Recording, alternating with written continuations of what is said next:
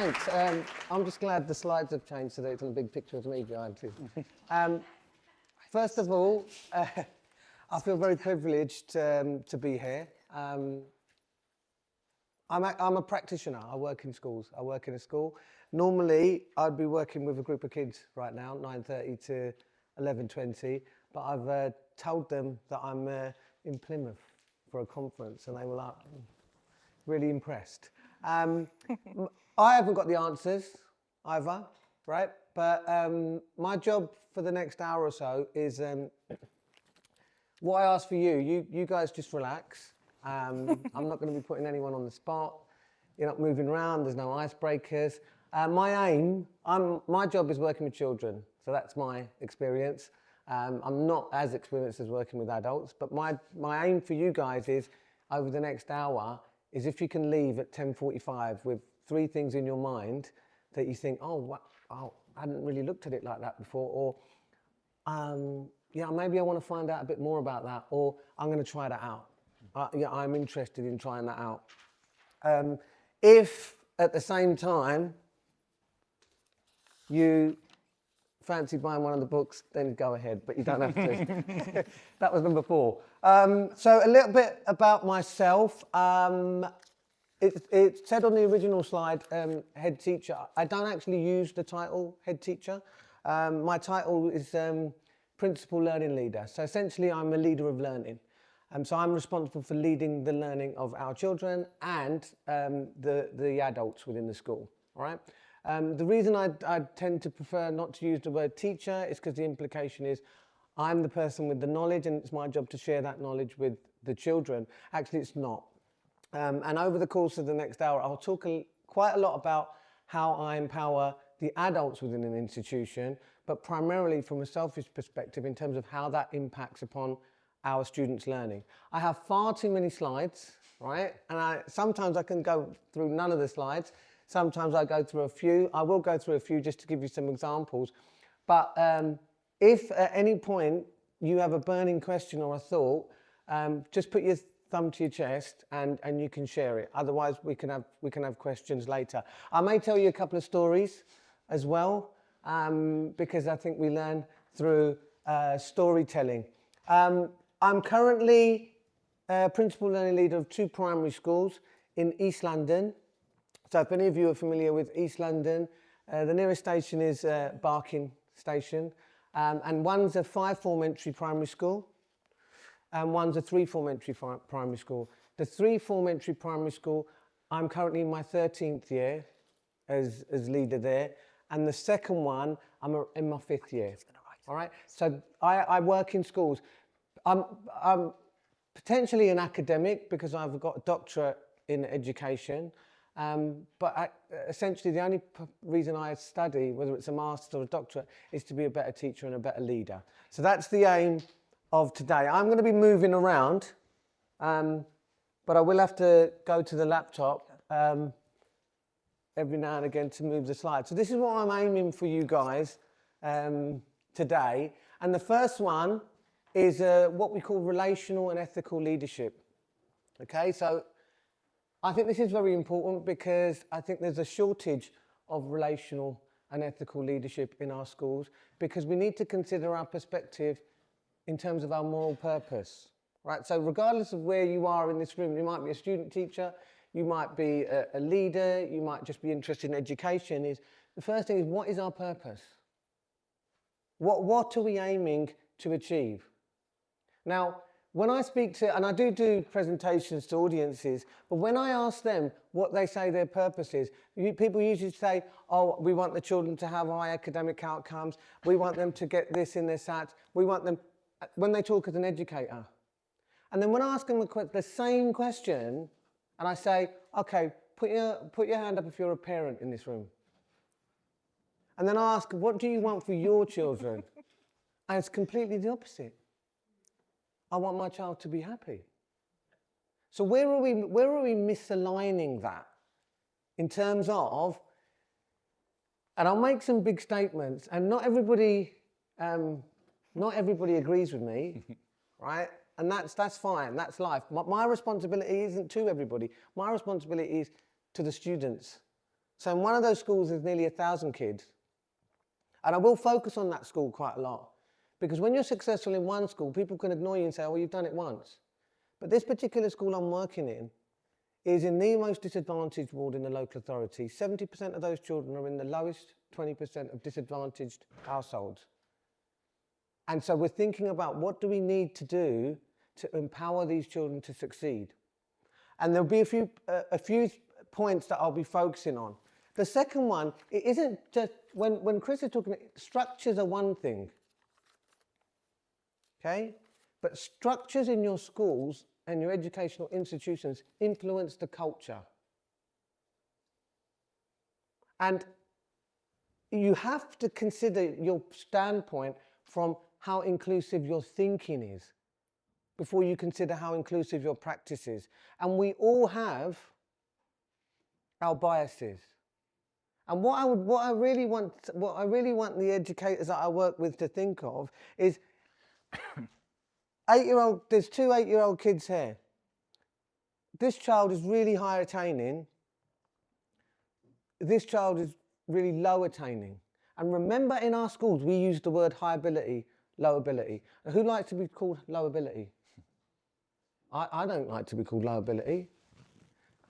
Do I, as an educator, really believe that if this child is given the right adaptations and input, she can be just as successful? Because the problem is, a lot of people don't even think that.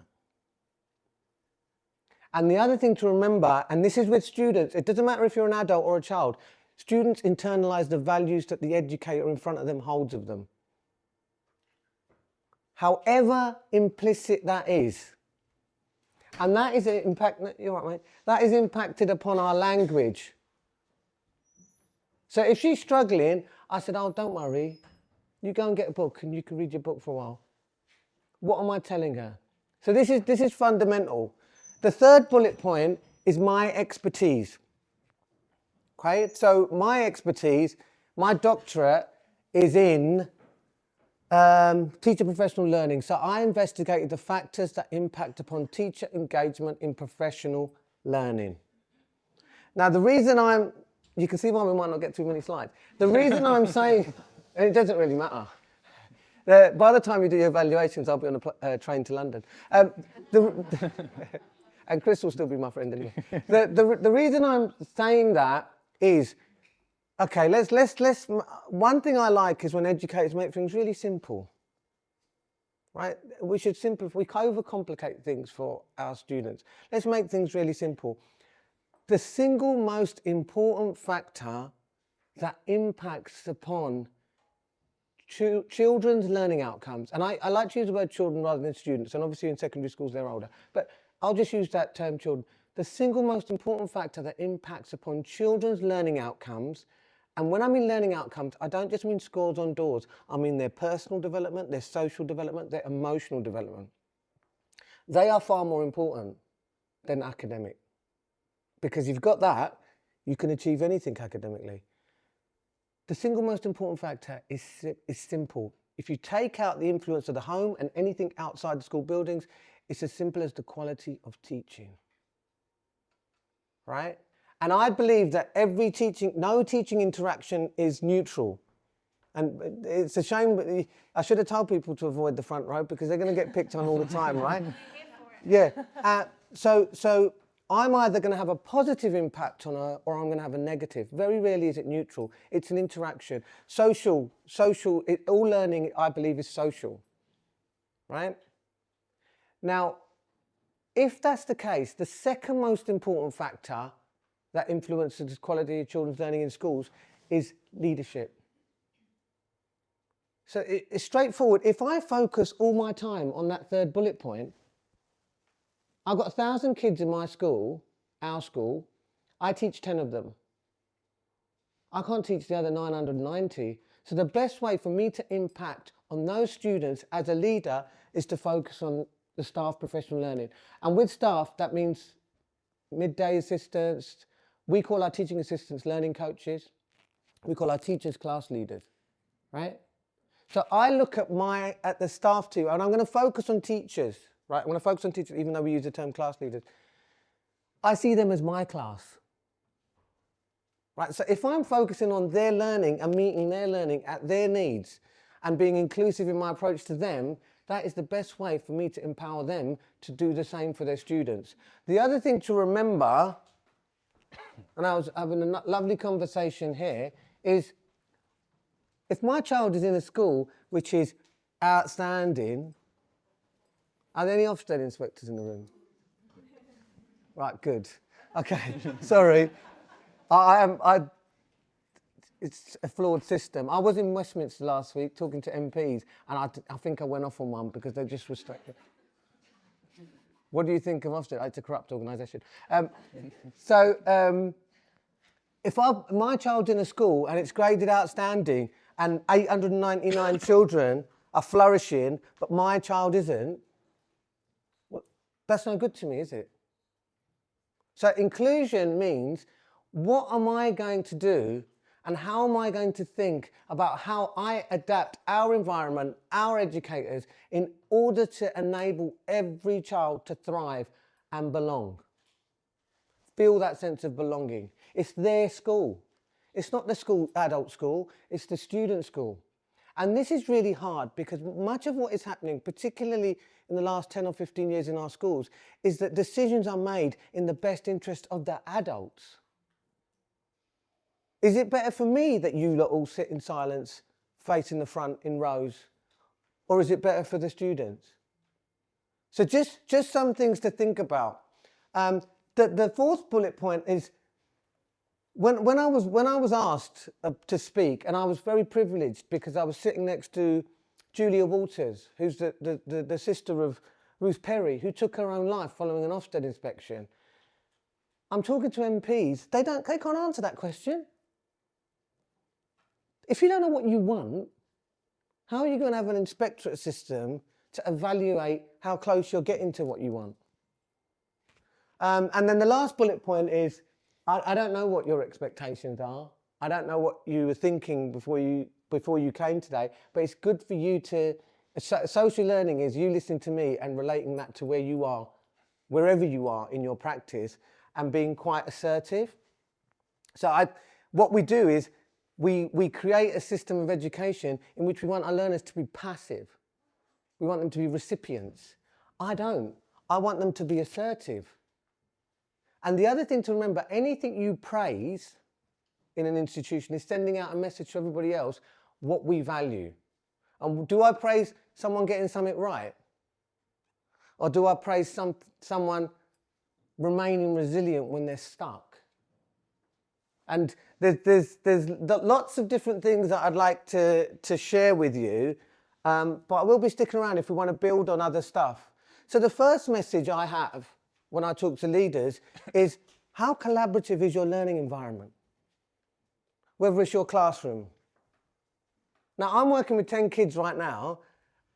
10 kids, 9 kids and me educate the 10th kid. And that is the ecosystem. Because she could be able to explain where this person is in their learning better than me. And what I'm saying there is, all our classrooms, we work on a dialogic teaching approach. Because in the average classroom, teachers talk too much. And what happens, you create an environment. If I asked you guys a question, all right, so I'll say, I'm going to ask you a question and I'm going to pick a person at random to answer it. Oh, concentration levels just rose. No, I'm not going to do that. But I guarantee you will be thinking about what you think the answer is in my head, rather than actually sharing what is in your head. And what we want to do is we want to create children that can actually say, listen, I've heard what you just said, but I don't get it. I still don't understand it. Because if you've not got an environment in which you're enabling children to do that, then you're limited in the impact that you can have. Now, any of us can be put in an environment in which we feel intimidated. So like, I could be at the Department for Education, I could be around this room with all these suits And everyone seems to know what they're talking about, and I don't understand it. But what I say to my kids is, I tell them, am I still brave enough to say, look, I've listened to what you're saying. I don't get what you're talking about. Because that is real learning. Rather than what we have in many classrooms is educational truants, children sitting there nodding, looking in the right direction. And this is not just my experience in classrooms in this country, but I do a lot of work I've done a lot of work in Oslo. It's exactly the same. Kids are exactly the same. And the problem with collaboration is we've set up an education system in this country which is based upon competition. Schools are set up to compete against each other. Even individual teachers in schools are set up to compete against each other through performance-related pay, because the argument is that the only way we can secure improvement is through competition. Whereas, someone said to me, I feel like I've been on holiday. I came yesterday. I went out in Plymouth last night. There's not much, apart from the River Thames, there isn't much sea where I'm from. This was amazing. I took a long walk round. Someone said it's brilliant. It's really good that you teach. Right, I'd put it the other way. Why does everybody else get to do the fun stuff and I don't? The reason I teach is because I might still be trying new things out in my classroom. And so that when we have our collaborative learning conversations, we're actually talking about what matters, children's learning. And the other thing is most schools are set up in a hierarchical way, which stifles creativity and stifles learning.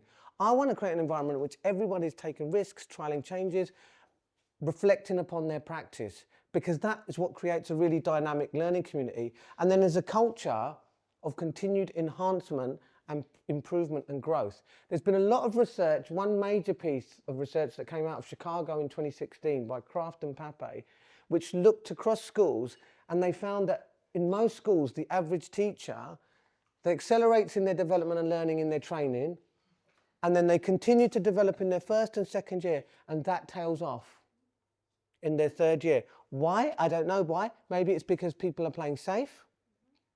They've got their behaviour strategies, they've got their routines. The problem is, every year you're going to be working with children, the like of which you've never met before. So if the standards that I set, if I say there's no such thing as a perfect teacher, great, woof. We don't have to worry about being perfect anymore. What if there's a culture of every day we're going to try to look at ways to enhance, improve and grow, and we engage in collaborative learning conversations? Because the one thing that I can talk about that very few people can talk about is that in my doctoral research I was introduced to workplace learning theories. And I will introduce you, if I can, during the next, within this hour or so, but it blew my mind. Because it argued that more learning takes place informally within a learning institution than can ever take place formally. And I'll give you some examples, but that's the first thing. I'm going to go past that. So these are the key concerns that have driven my career. Right? Now, I will come back. I'll tell you a little bit of story about how I started. I do a lot of work with student teachers. Have you got any student teachers? Oh, wow, lovely. All right, cool. I do a lot of work with student teachers. One of my favourite group of people. My first favourite group is kids.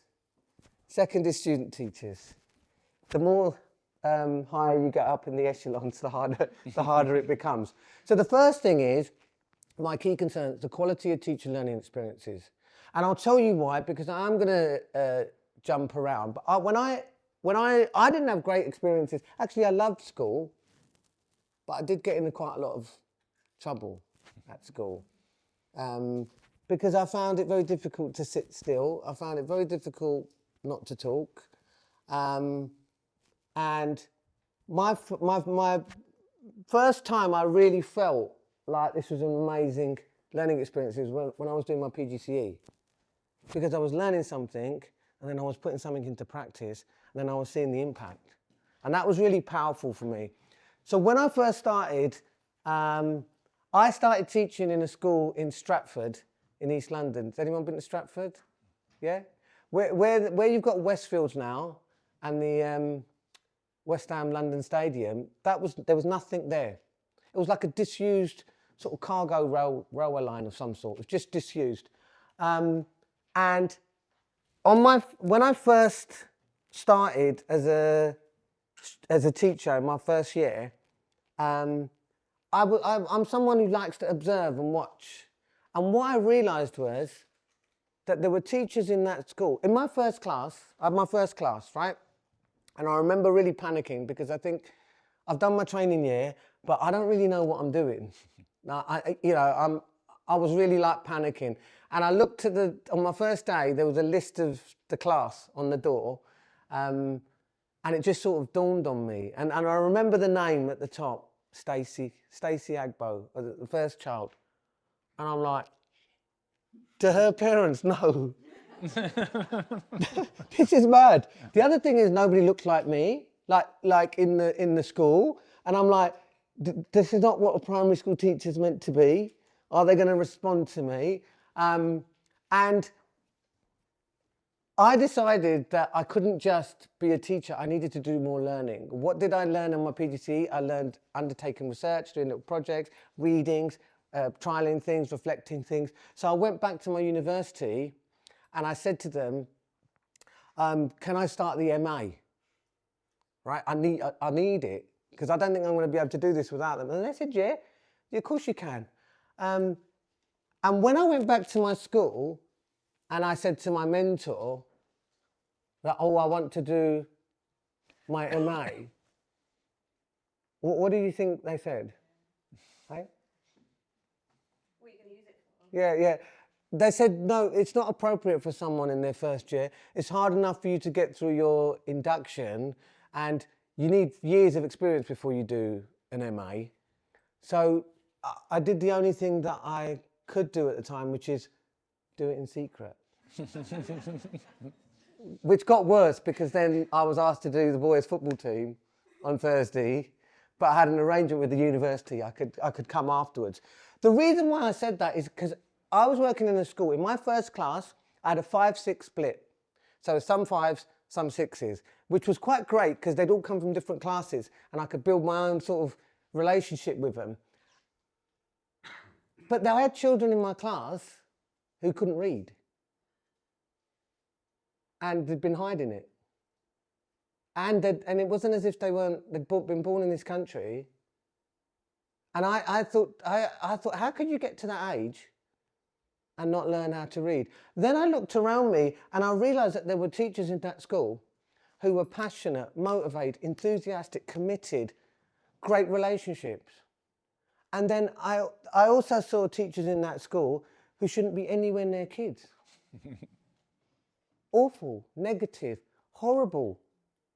Yeah, one teacher said to me, like during the training day, before the schools were up and running, what are you so enthusiastic about? Have you seen the list of kids in your class? Yeah, you'll soon get that smile wiped off your face. And I just thought, I just thought to myself, what are you doing here?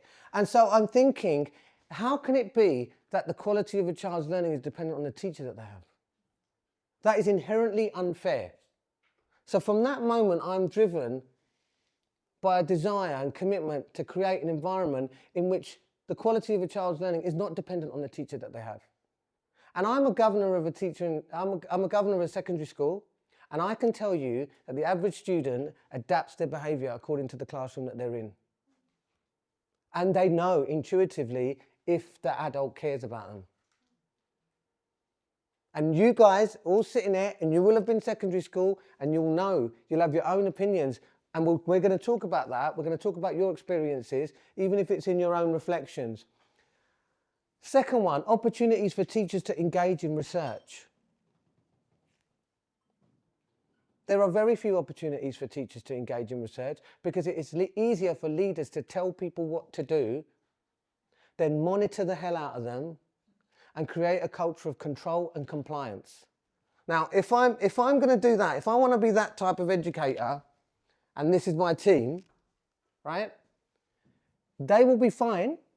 That will be fine for 60% of the kids. because for whatever reason, they already have that predisposed metacognitive skills and ability to adapt according to what that adult is telling them. And I also say, my mother-in-law, nothing against my mother-in-law, my mother-in-law could teach a class and half the class would be able to get it. But that is not good enough. Only in the best environments with the best teachers will 100% of children, and it can happen, feel valued, included, listened to, and will learn. And what do we do as leaders to enable us to create an environment like that? The third one, why is everybody's talking about teacher recruitment, retention problems? Why don't we actually start looking at why people are leaving? And I always think when I'm looking at student teachers, that teaching is a hard job. It's a complex job. Yet they're so motivated and enthusiastic to make a difference to children's lives. What happens between there and 3 years later? And do you know how many teachers leave the profession but still work in education? It's nothing to do with the kids. They can handle the kids if the environment is right. So that's one. And the other one is, talk about well-being. Does my head in. It really does. Look, listen, if I am not valued, I'm overworked, I'm doing things that I don't even see the point of doing because leaders say, I'm monitored, I'm not trusted, but okay, we'll put cakes in the staff room on Friday morning. How's that? And when I say that to people, someone will say, yeah, but it's nice to have cakes. No, where does my well-being come from? A sense of purpose. If I am working alongside a team of people where our values are shared, that we actually work towards a shared target, and we have strong relations, then that's what leads to well-being, that we're actually making a difference. And I'll tell you what's underestimated in terms of, and I like to do a lot of reading, is actually in high-performing teams really support each other. They cheer each other on. So, as a leader, the amount of time, and when you actually praise someone, it actually makes you feel good. And so you create what we call social capital. Now, when we're talking retaining teachers to the profession, the school I'm just talking about is a double RI school. So for those who don't know what that is, that's Ofsted coming along and saying this school's not good enough, you lot are rubbish, teachers. They're teachers now, they're not kids anymore. And you require improvement. If they then come back and say, you still require improvement, that leads to forced academisation. That is pressure. I can tell you that my biggest challenge is I haven't got enough places in that school for the amount of teachers who want to work there. That is not pressure. And you might think he's jumping from this to that, the other. There will be a structure coming through. And this last one is learning focused leadership is a simple, and that is a term that I coined in my first book, The Thinking School, is learning focused leadership is we should evaluate everything we do as leaders in a school primarily in terms of its impact on student outcomes. Remember personal, social, emotional too. If it's not impacting upon student outcomes, why are we doing it? And why aren't we questioning ourselves in relation to that?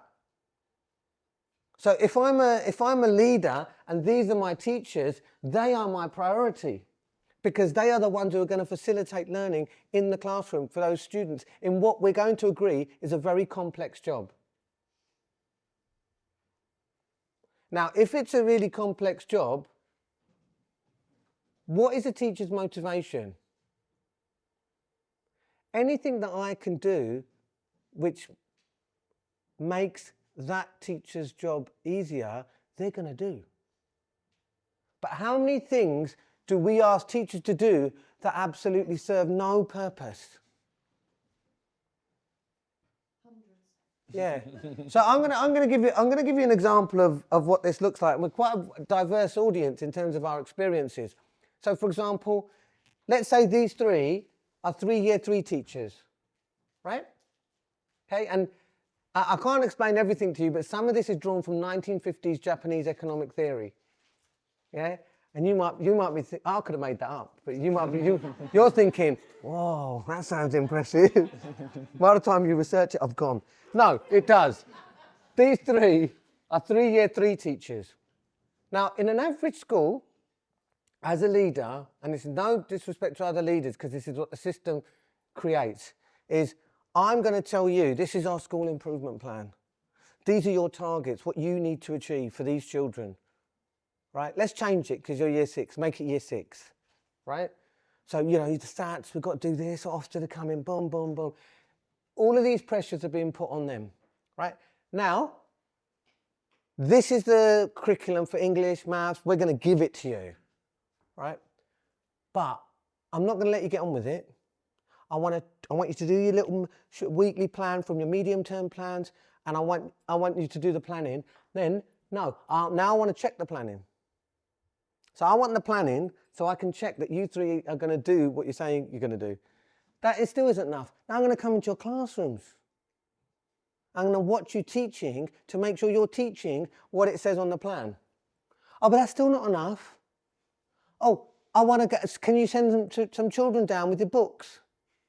So I can have a look that the children have done what you said you were going to do according to the plan. Then I want to check your marking and feedback. Are you going to video me as well? Oh, I don't want to do that, but yeah, go on then. I'm going to video you. I tell you one thing I'm not going to do. I'm going to say to you, okay, do you know what? I'm going to teach a lesson, right? And I want you to look at the questioning and we can team teach it. I'm not going to do any of that. I'm just going to tell you what to do. What does that do after a while? These 3 stop bringing their brains to work. Now, let's just give an alternative model. And there are still more stories to share. Let's give you an alternative model.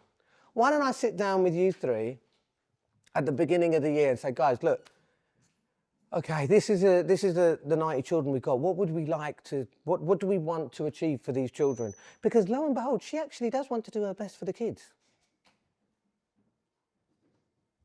Right, can you confirm we haven't met before today? We haven't met. You do want to do your best for the kids, right? 100%. So all I need to do is empower her.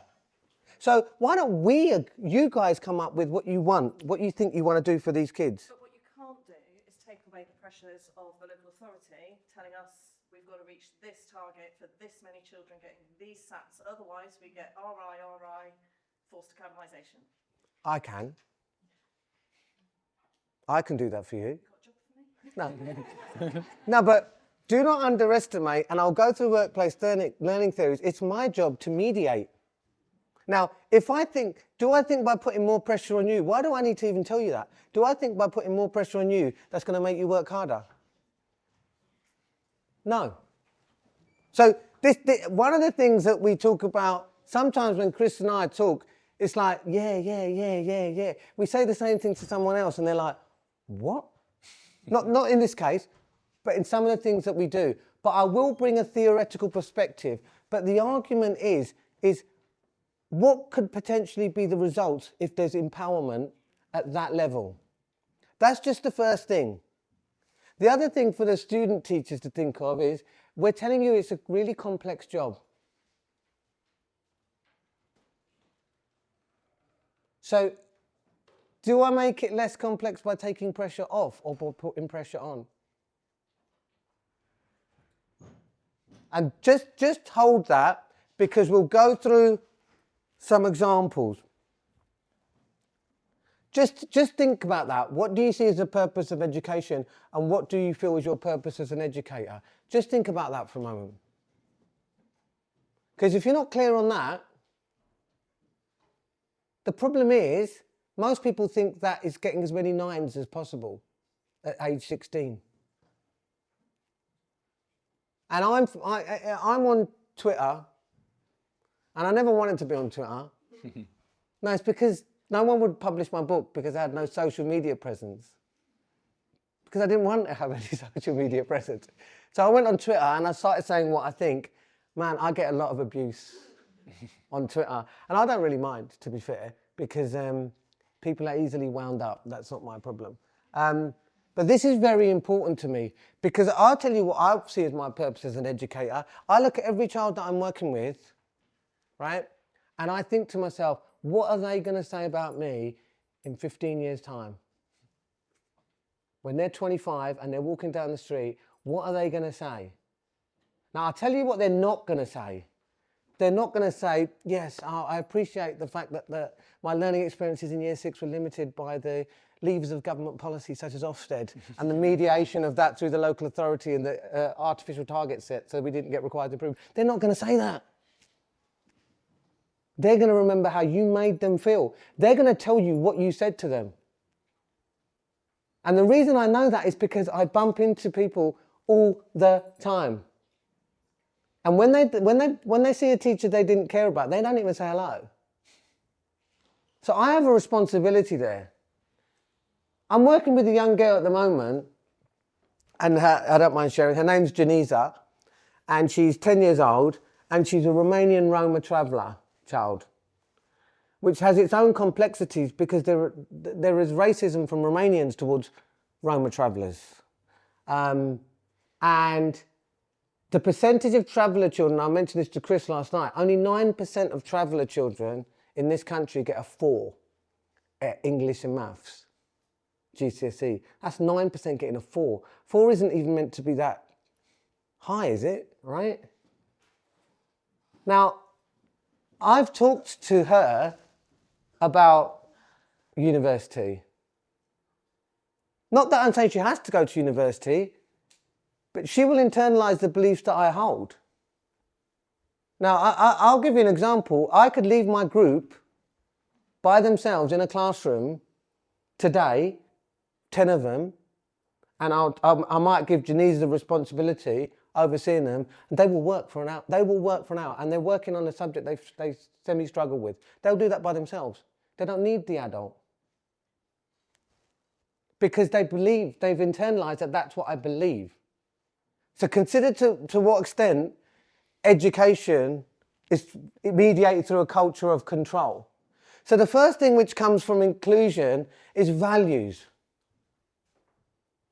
And the problem we have is a lot of the reasons we have such high exclusions in this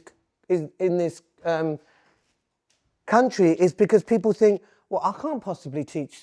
And the excuse they make on Twitter is, she shouldn't be in this classroom because she's disrupting everybody else.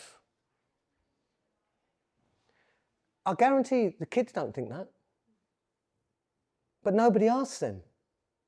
The average student, in really inclusive settings, the average student is so more understanding the fact that a child has different triggers and a child has different needs. But they have to hear that back from the educator. And there's nothing more unequal as treating everybody the same. If you want to create inclusion, you have to create an equitable environment in which we empower everybody to have a voice. And when we're talking about inclusion, it's very important when we talk about social inclusion. It's not just about children with special needs. Everybody has needs. Everybody in this room has emotional behavioural difficulties. Is there anybody in this room who doesn't ever get frustrated? Have to bite their tongue or angry or snaps? Yet we expect our children, regardless of the situation, to be exactly the same. The other thing is, any behaviour intervention that isn't having actual improvement on behaviour, whose problem is that? The kids or the adults? So this is about thinking in a way, like Chris is suggesting, that is moving forward. And when we're talking about teacher improvement, right, well, we're constantly trying to improve as a teacher, and if that's tailing off in their 3rd year, if you buy a new car, right, or you've got it on a lease and you're up 3 years and you've got a new model, are you expecting that car to have some updated bits and pieces? Expected to be improved? Don't you expect it to be an improvement from the last model? Why aren't we expecting that from us as educators? Actually continually improving. And how do we create that environment in our schools? So we have to start with inclusion, and you have to create the conditions for learning. And what I do is, if you're semi-successful as a leader, then you're asked to take on a school that's struggling. Okay? And when I go into a school, the problem is I can't go into a school which is struggling and say, trust me, because that's not how you build trust. Trust comes from a series of interactions in which mutual needs are met. So what I do is I take the staff team and I say to them, I want everybody to imagine an experience in their life that was a really positive learning experience. And then I want you to imagine a time in your life where you had a really negative learning experience. What were the conditions? Where were you? What was being said to you? And how did you feel? And it's always a shared agreement on these are the conditions. I felt listened to, I was supported, it was scaffolded, I had a good relationship. And where it's negative is, I was driving lesson and I did something wrong and the person tutted and I felt really bad and I was sweating. Now, adults are saying that, and then I say a simple thing, okay, write down 10 principles to create the right conditions for learning in your classroom. How do you want your students to feel? So it's not me. I'm not imposing on these guys about what conditions for learning. You came up with that. And we use that as a guiding force. And I'll give you a practical example. I'll go past this. So this is what we're talking about, the factors that impact upon professional learning and wellbeing. You have national policy, right, which is your national curriculum, levers of government policy like Ofsted. Then you have the middle one, which is what we're describing, the institutional learning environment. How do I get the best out of motivated, enthusiastic teachers? But the third one is your individual dispositions to learning. And I'll give you an example. Okay, I'll give you an example, right. I'm going to argue that most education institutions in this country stifle learning, which sounds crazy, right? So let me give you an example. Imagine there's a 7-year-old child going with, let's say it's a he, going with his mum and dad through, is it Drake Circus, right? Mm-hmm. There's a shopping centre, yeah? Goes in the shopping centre, is quite helpful, helping them do a bit of groceries, and he goes to the game shop and says, Mum, Dad, can I get that computer game, right, PlayStation? I'm not really into gaming, right, but gets a PlayStation game. PlayStation game in the bag. How's that child feeling? Yeah, successful, excited, ready for their game, yeah? What's the first thing that child wants to do when he gets home? Play it, look. Do you know, no one's worried about these questions, are they? They're not looking for that, they know it wants to play it, right? Now, when he goes upstairs, gone up to his room, Mum and Dad may be preparing the tea, and he's playing that game, and at the end of level 1, he goes through a trapdoor, goes down, and dies, right? Does he give up and think, oh, I'm no good at this, I'm never going to be good at this? No. Everyone's shaking their head. No, he doesn't. What does he do? He has another go, and when he gets to the end of that level, he adapts his behaviour, doesn't go through that trapdoor, goes through the right one, and goes to level 2. How's he feeling? Good. Good. Now, half an hour later, he's still playing the game, and Dad calls him down for his tea, and he's in the middle of playing the game. What does he do? Oh, can I just finish this? Right? Now, that may sound like a straightforward example. Everyone can see that. Does it matter what level that child is in numeracy or literacy to be able to do that? Does he have to be a high-attaining child to do that? No. Right, the reason I'm telling you that is because why isn't that child doing exactly the same when they have a problem in their maths learning? Why didn't that child go down to his mum and dad and say, I'm stuck? Why? I need help. I don't get it. Why? Yeah, because we've created an environment in our classrooms that I'm the expert. I'm not the expert in you. I'm the expert in what I'm talking about, but I'm not the expert in you. That requires dialogue.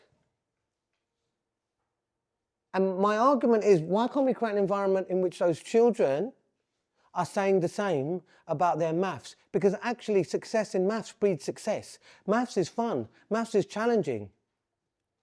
The other thing is, if that child got that computer game and it was so easy that they finished it in 15 minutes, how are they feeling? Cheated, let down. Oh, that's boring. Yet they want to play safe in class. They just want to get it right. And who is driving that? And the other thing to remember is everybody in this room learnt more between the ages of 0 and 3 than at any other time in our lives. Why? Because everybody around us thinks we will be successful. So when a baby is babbling, don't you see, in every culture, people talk back at the baby in full sentences. Oh, that's really interesting. Oh, you're going to help me with the cooking? The kid can't even speak. And then when they first draw a line with a pencil on a piece of paper, you're presenting it as like it's Van Gogh. We are assuming they will learn to talk. They can learn multiple languages. When they fall over, when they learn to walk, do they give up? No. And this might seem like an alien concept, but why don't we focus our classrooms on children's mistakes? And this is an example that most schools are performance-oriented organisations. Why am I telling her, when she's been teaching 20 years, 3/4 of which with 11-year-old children, she's an expert. She should be telling me. So once these three have established what they're doing, there's a two-way arrow between us where we have equal responsibility. My responsibility is to give her the time, space, tools, powers to succeed. Her responsibility is to come to me at any point during the year in which she thinks there could be some barriers at an appropriate time. And we're developing... Safe enough to do that. Safe enough to do so. Safe enough to do so. A culture of high trust, high challenge. And what you have to do is you have to say to children, teachers tend to explain something to a kid. If a child don't get it, they tend to explain it to them exactly the same way as they explained it the first time and expect them to get it. I need to know what is going on in my student's head. And the other thing is, any learning experience should lead to motivation. What we tend to do is we focus, I'm a teacher, I need you to learn this by the end of the hour. Boom. Why aren't I also saying, not only am I teaching you this, I'm teaching it to you in an appropriately challenging level, taking into account what you already know and challenging you sufficiently to move on in your learning. And not only that, motivating you to experience a love of this subject and a love of learning. Because kids love learning outside of school. They love learning. So why aren't they doing that in their classrooms? The same that goes for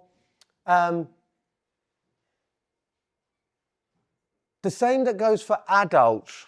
All right, I'm going to do a reflection activity and let's see what you share. From whatever experience you have, either as a student or as a child or as a leader or as a teacher, I want you to think about the best teacher that you have ever worked with.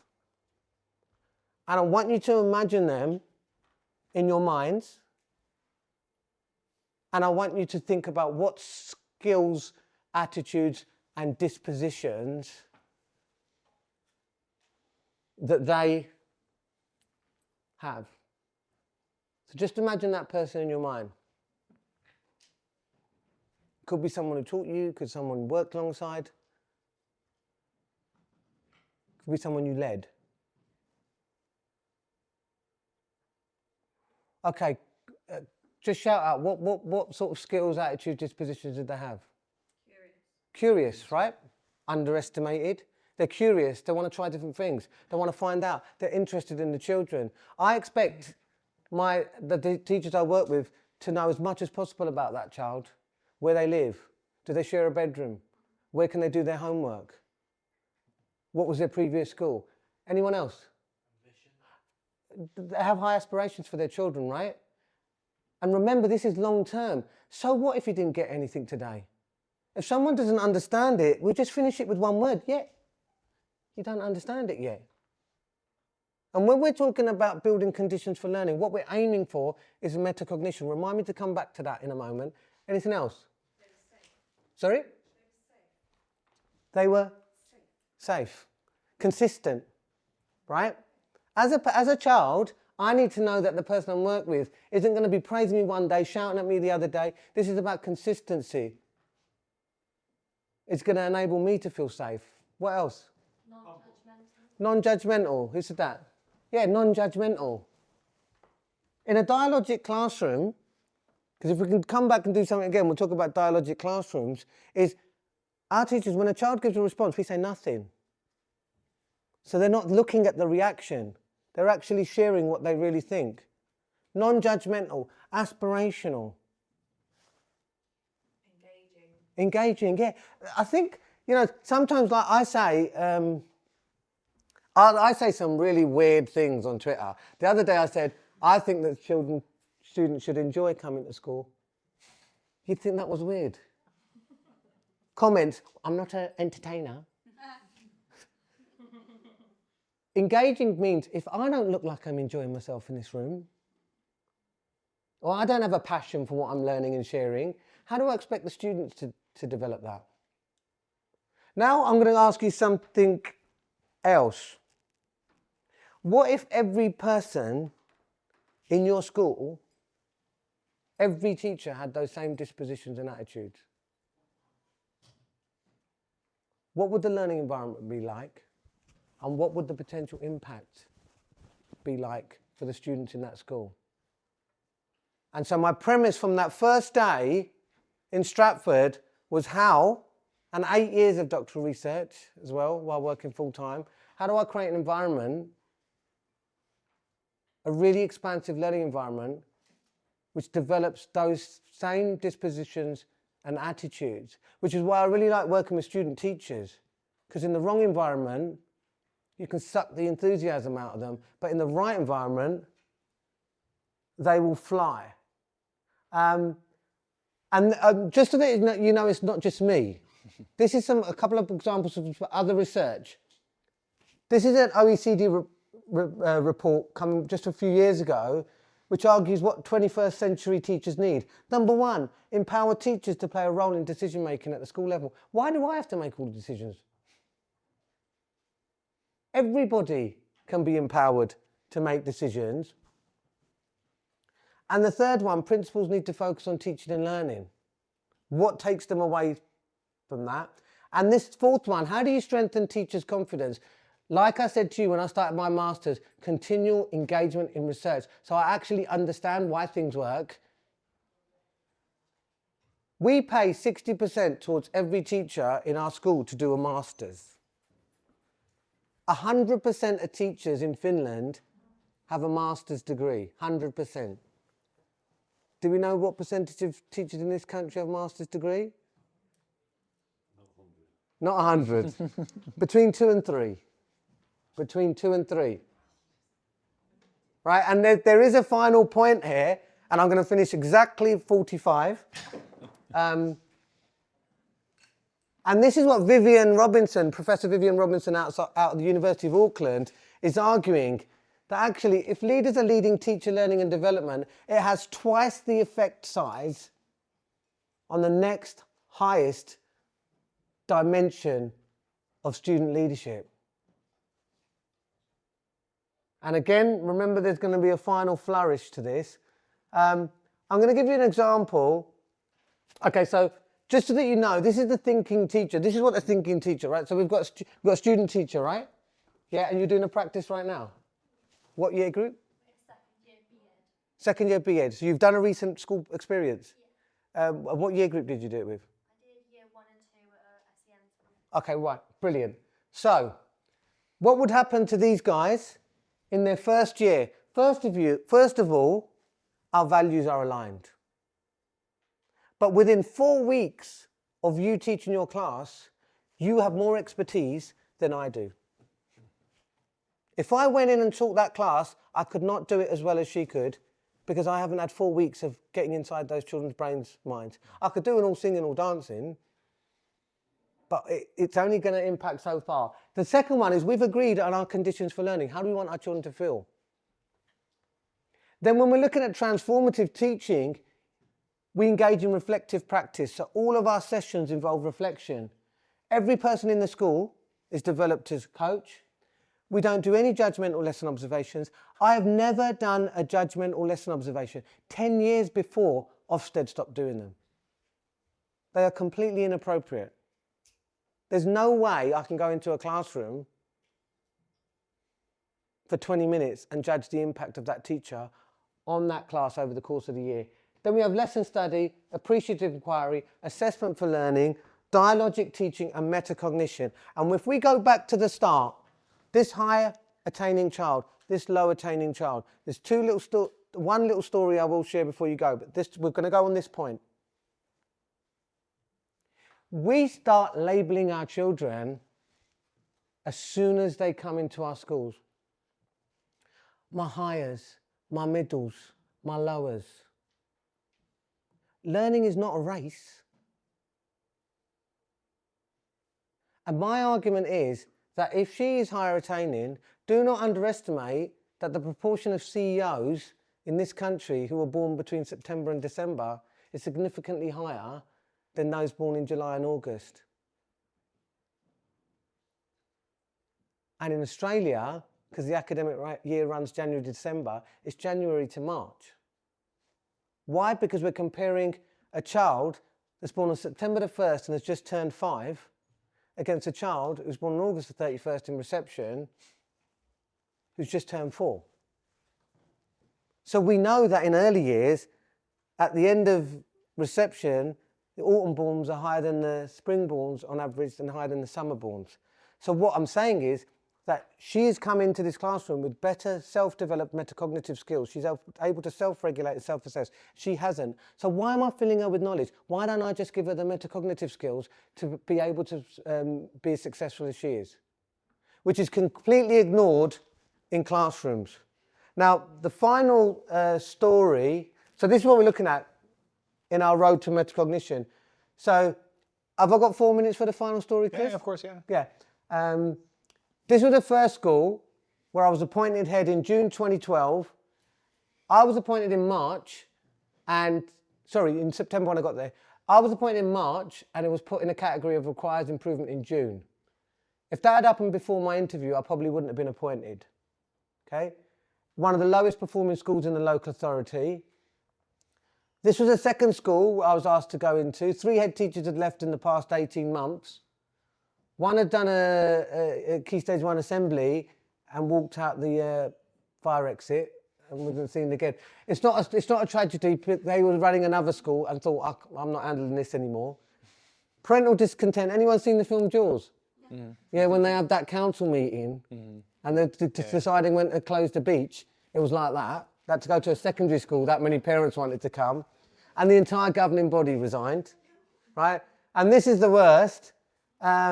Ofsted had it requires improvement. The local authority put it inadequate. Half the kids couldn't read or write when they were leaving. And there's so many more stories I could tell, but I'm going to just leave you with this one, okay? Because then people think, oh, you say all this stuff, and what's it like in practice?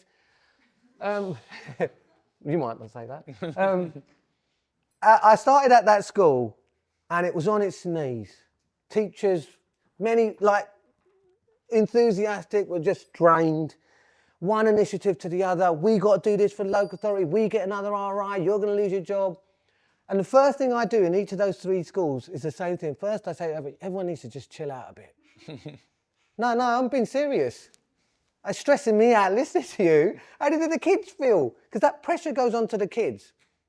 So I started at that school, and I want to build a relational approach, and people think it's really strange that the head teacher, as they call them, coming actually into our classrooms in the morning before school, asking how we are, talking to us. That never happened before. But when you're a requires improvement school because of the pressure, you have you're very lucky because you have an associate advisor, but because you requires improvement, the local authority give you twice as many visits with the associate advisor. So anyway, this is associate advisor turned up, he or she says to me, right, you know, it's a very challenging situation, it requires improvement, you know, we've got to show rapid improvement, what's your plan? And I said, listen, relax, right? I was 4 years into my doctorate. Year 3, I learned about workplace learning theories and it blew my mind. So I said, listen, don't worry, I've got a plan. And she said, what's your plan? I remember it's 2012. I said, my plan is these teachers are on their knees, right? Their brains are overloaded. So I'm telling them all to relax, chill out. We're having no judgmental lesson observations because they don't work. We're not having piecemeal professional development sessions each week after school when everyone's knackered, right? We're going to engage in a term of research-based practice. So as a team, we're going to develop our understanding of the shared understanding of the craft of teaching. So we've developed our conditions for learning.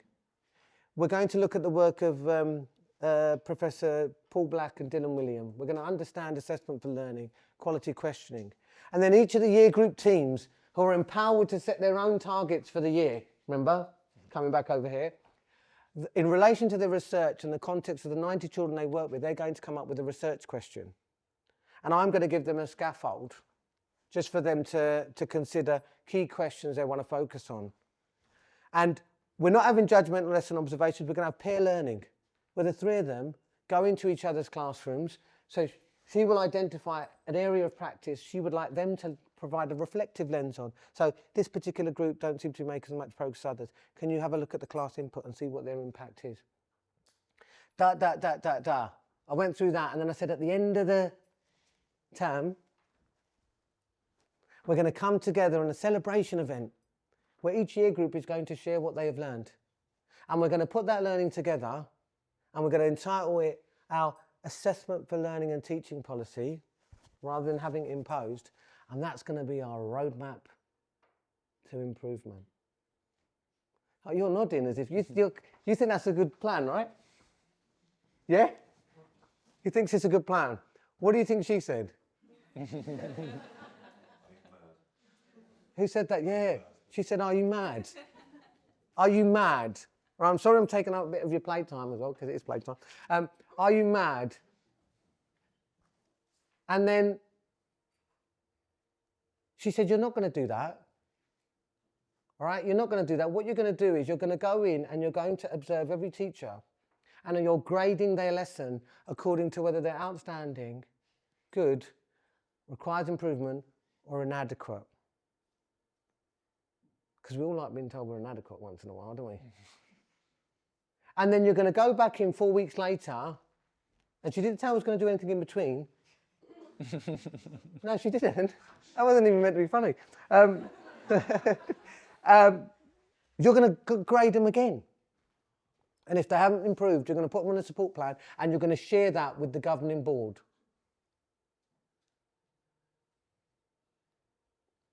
And just at that point, a little year 3 child went past the door and waved. And just in case she thought I was not willing to do what she said, and don't forget, Ofsted will be back in 16 months. And if yours still requires improvement, you could lose your job. It's like a little knife in, isn't it? You know? And I thought to myself, oh, I do care about these 700 children, and I do think I know what I'm doing with my doctoral research, but I can't afford to lose my job. So what do you think I did?